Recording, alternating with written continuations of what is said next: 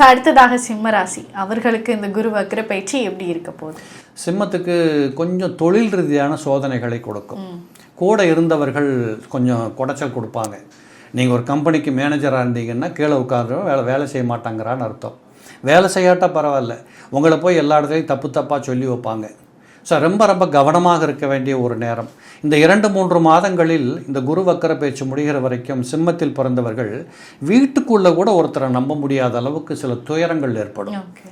எதிர் திசையில் இருந்து செயல்பாற்ற எல்லாம் செய்யக்கூடியவங்களாக இருப்பாங்க.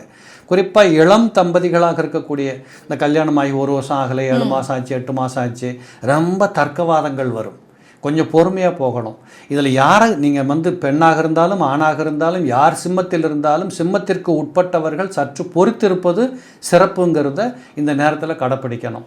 அப்படி இல்லை மூத்தோர்கள் முன்னோர்கள் சொல்லுகிற செய்திகளை கொஞ்சம் வாங்கி காதில் வச்சுக்கணும்.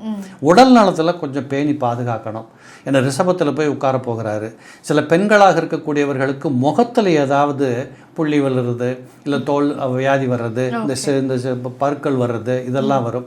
ஆண்களாக இருக்கக்கூடியவர்களுக்கு சில நேரத்தில் கண்ணாடி போட வேண்டிய கட்டாயங்கள் வரும்.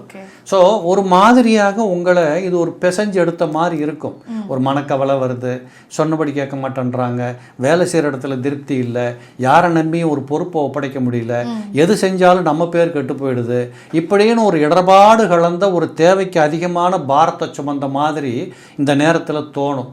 இதையெல்லாம் கொஞ்சம் நீங்கள் மனசில் புரிஞ்சுக்கிட்டு இந்த 2-3 மாதங்களை கட்டுப்பாடாக கொண்டுட்டு போனீங்கன்னு சிறப்பாக இருக்கும்.